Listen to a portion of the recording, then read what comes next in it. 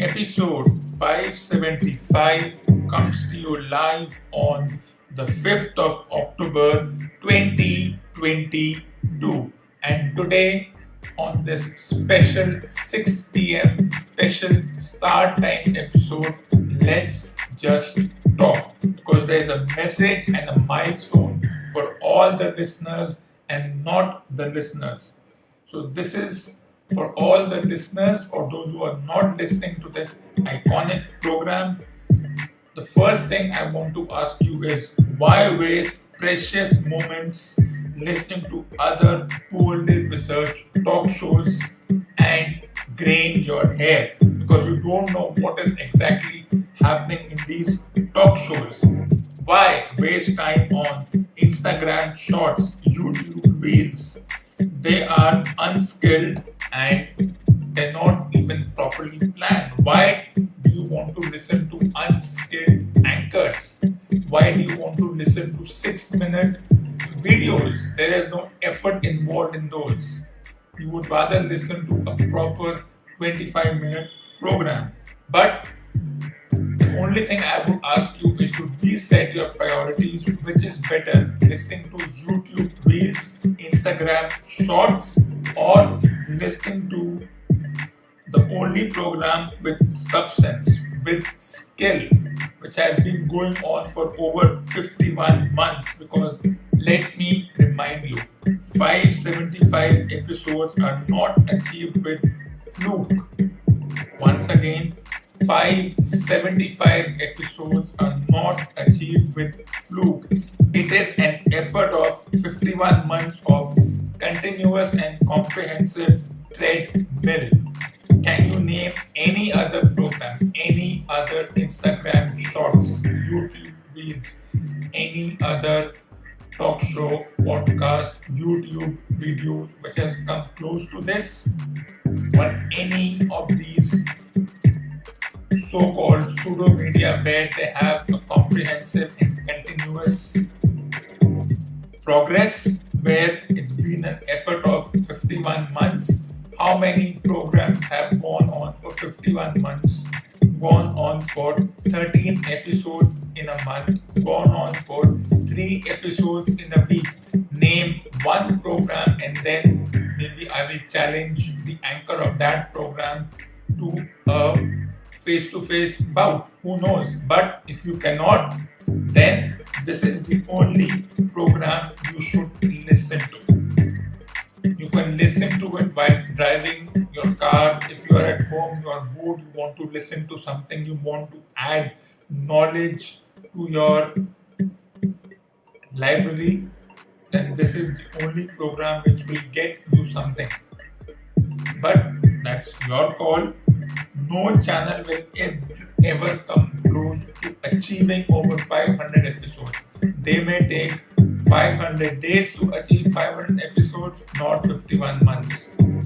But then that's your call. If you prefer listening to Instagram short, YouTube reels, and unskilled individuals just blabbering it out, speaking gibberish, who have no idea what are they speaking about, or they love to talk on semi-controversial and controversial topics, or they attract you with attractive posters, then talk about things whose knowledge is anyways limited for everyone, well, that's your call.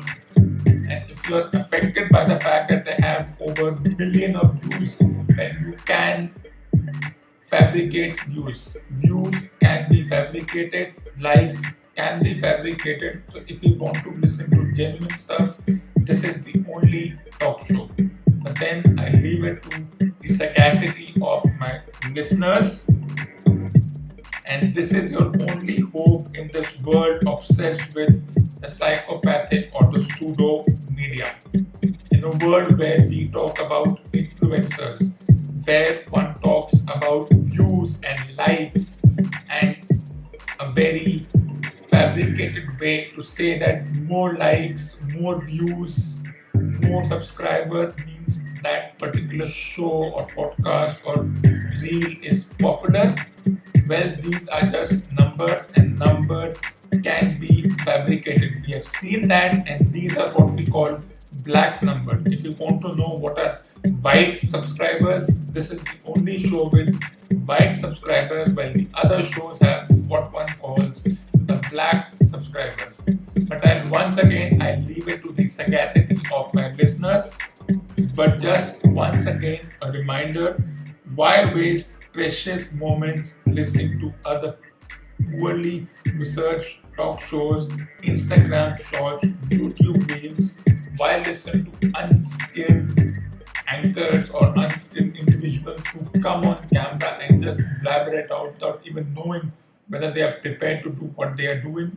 Good for them that they have millions of views, but those views, as anything else in this world, can be fabricated, can be made to look inflated, as one always does with numbers.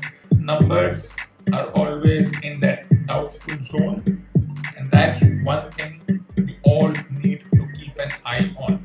If you want to learn something, listen to this program. If you want to listen to gibberish and are affected by the number game, then you may as well listen to other talk shows who have no competition, who are not even reaching at this level ever.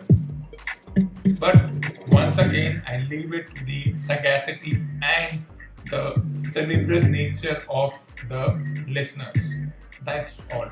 But was there a cerebral moment in India South Africa T20 Game 3? It was a dead rubber, as one likes to call it, though I don't agree with this term dead rubber. I have no idea why this term has been created, because a tournament has been won or a private series has been won. The third game is always seen as an opportunity to allow others to play, and that's what happened yesterday night when India got extra bowlers.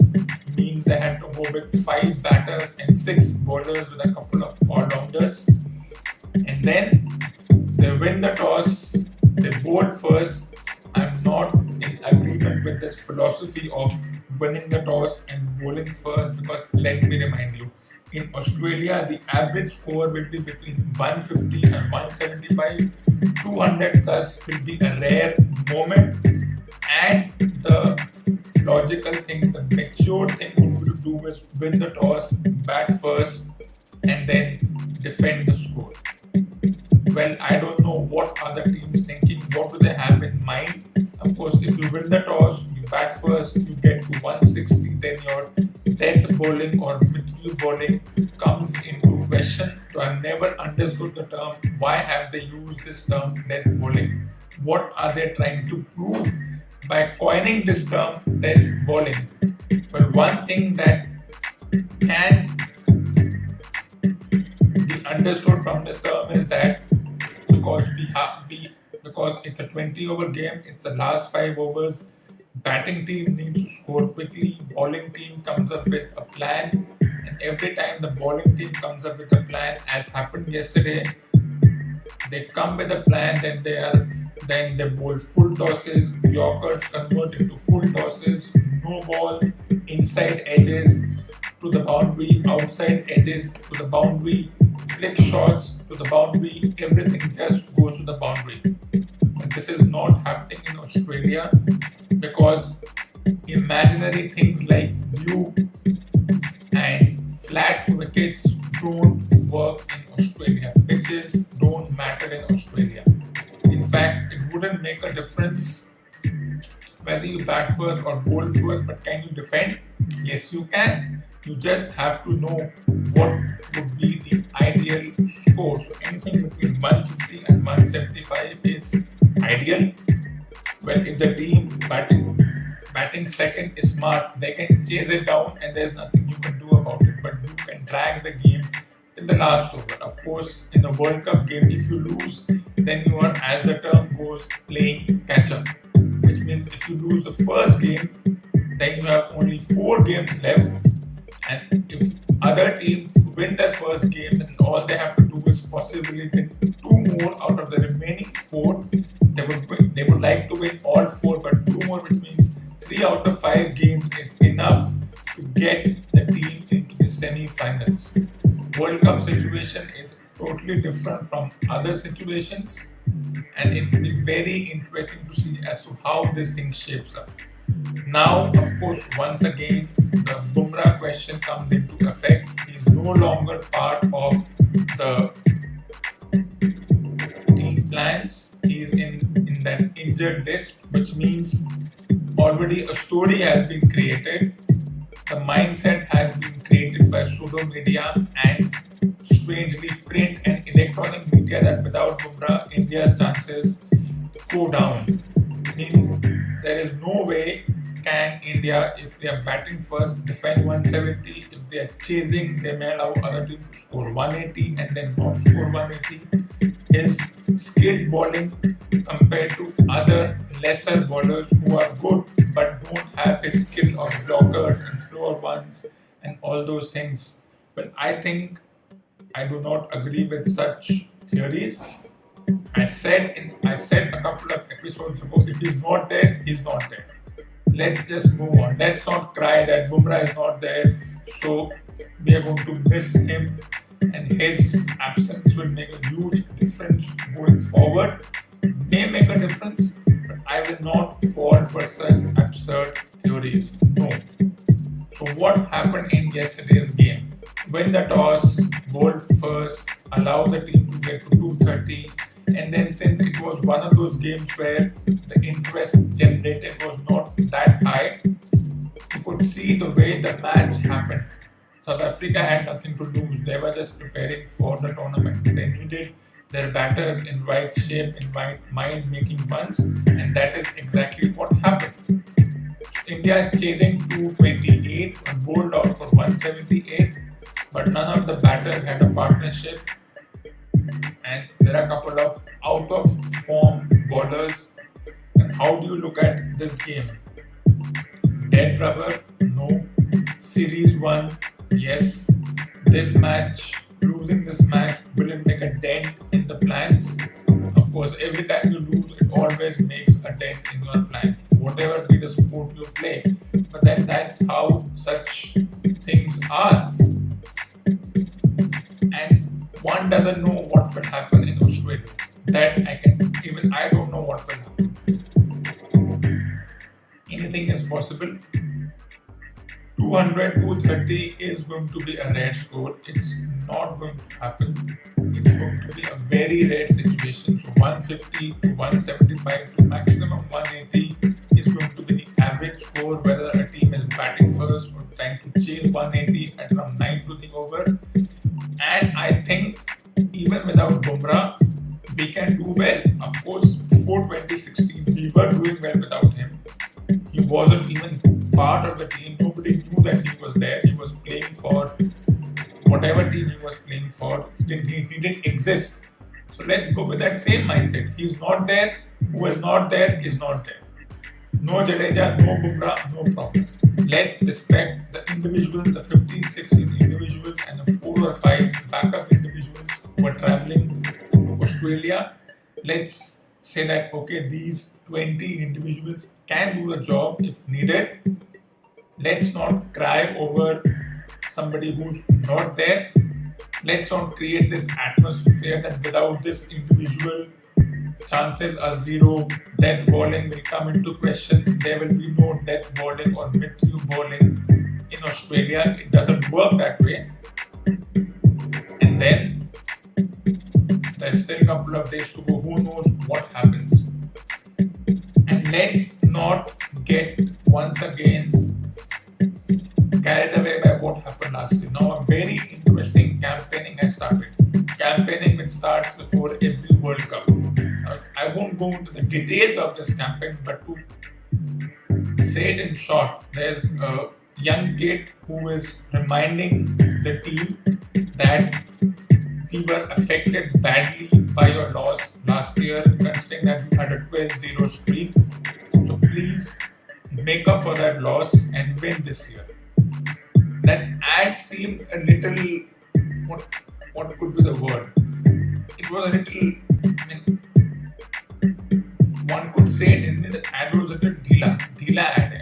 There was no energy in the ad as there was energy in the Mocha ad a couple of World Cups ago. There was still something, there was still mind games in that ad. But this ad seemed a little Dhila. There was no energy in the ad. And every time there are discussions around last year's transgressions that we did win, we lost the first two games, which meant that we were almost knocked out. Well, there were other teams who were also knocked out. The International Cricket Council deliberately places India and our neighbor in the same group. They have been doing that for a long time, which has always meant that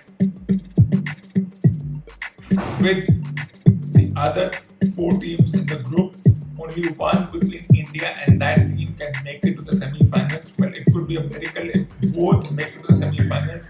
But then there's South Africa and Bangladesh who are also in that group. So out of these four teams and two qualifiers, one between India, well, two between India, Bangladesh, South Africa and Pakistan will make it to the semi-finals, which means two teams go through and four teams go home. And that's the universal truth.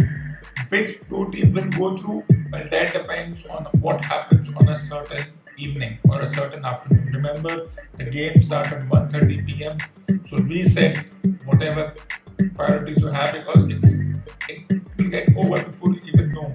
And since it's an afternoon time, you can easily after the match go and watch a movie. That 1:30 to 5 p.m. time won't feel as if it's lost. But that's my experience. You may have a different experience altogether. But if you want to watch, if you're interested, if you're not interested, okay, don't watch. There are plenty of other things to do on an afternoon. You have enough activities to take care of. But this is not just for this sport, this is for other sports that if certain players are not part of the team, we are not winning.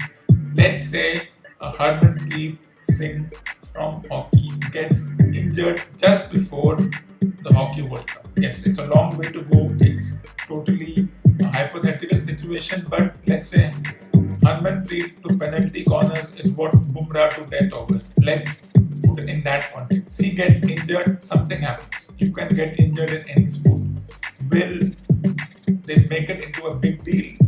Maybe they won't.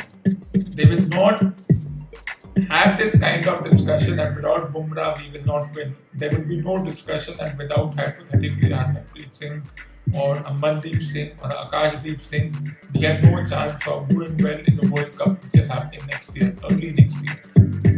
But those who are not there, they are not there. So many times, so many players of so many teams are not part of the team for whatever reason, personal, professional, injury, and relationship with the governing bodies. West Indies doesn't have the likes of Narayan and Russell because of the fact that the board doesn't like the way they approach the game. They're more interested in playing the private tournaments. They have no affiliation towards maybe playing for their country. So there is no concept of West Indies, but here there is a concept. But West Indies can still do well. They may not have the big name. What does the term big name mean? I don't know. There are no big names in any team. We say a team without big names. What is a big name? Can you please tell me? I don't know what does the term big name mean. If you do know what does the term big name mean, please tell me.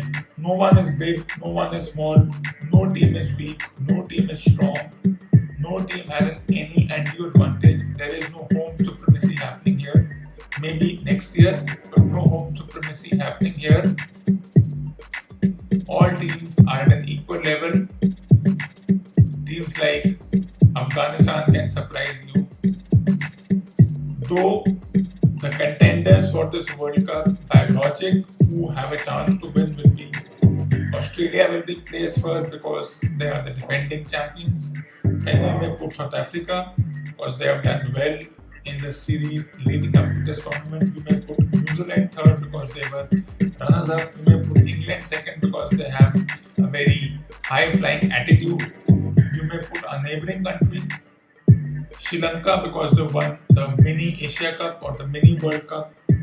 Then you may put a second neighbouring country, and then Bangladesh, and then you may put India in the end because of last year's happenings.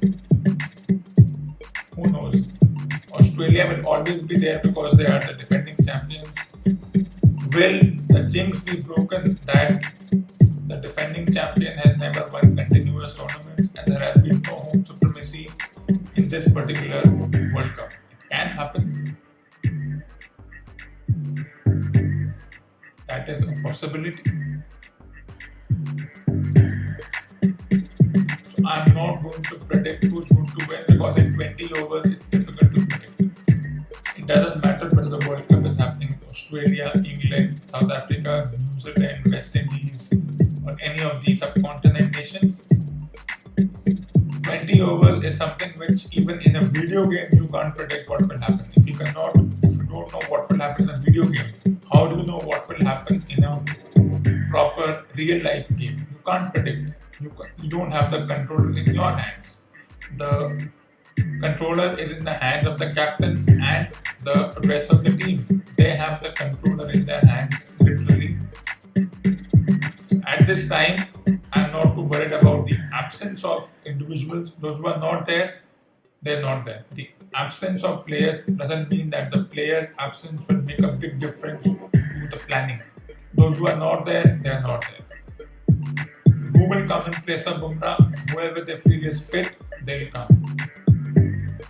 But let's chunk this absurd theory that without a certain player, team's chances go down. It can happen, but let's not create all the conversations around this. As I said in hockey, what if the captain himself, Manpreet Singh, gets injured before a match? Will it mean that the rest of the team cannot do the job? Or will they fall into depression that, okay, this guy is not there, we can't do anything? Let's not get into such absurd notion because it's an absurd notion. It's a sport. Anything is possible in a sport. In a team game, you have 11 players. You don't depend on one player. All the 11 have to do the job. So technically, cricket is not a team game. All 11 players are basically selfish individuals who come together masquerading as a team. But on that evening, they have to pretend to be a team, though they are more emboldened by their individual performances. There is no team performance, but that's the way things work. Whatever happens on starting from whenever the World Cup starts, it will set the tone for future matches. But let's chunk this absurd theory that without one individual, the rest of the team will crumble. If that's the case, and why are we sending the team? The Indian Cricket Board can say, sorry, International Cricket Board, our iconic player is not there. And we don't think this team is talented enough or has the pedigree to win. It's 18:30. You can have any other team. Let's do that then. Why are we even going? Let's just skip it. That's not happening. So why are we making it into something as if it's the end of the world? When there'll be the end of the world, we know. And as far as that ad is concerned, I think the creators of that ad need to get more creative because that ad in Hindi, I would like to call it Dheela and trying to exploit a situation which is now in the vault. Close it, throw the keys away and forget it. Otherwise, we can bring so many events where India did even worse than last year. So why drudge up those moments? But we love drudging up those to create an atmosphere of the present moment. That's what we love. And then the whole emotion, because that ad is based on emotions. Advertisements are always based on emotions. That's a universal truth. But this ad, even though it's based on emotions, I think once again it's a little deela and it's getting too old the way the ad was created, the way the entire ad was designed. Whoever wrote it, I have no idea what were they thinking, but I'm not impressed.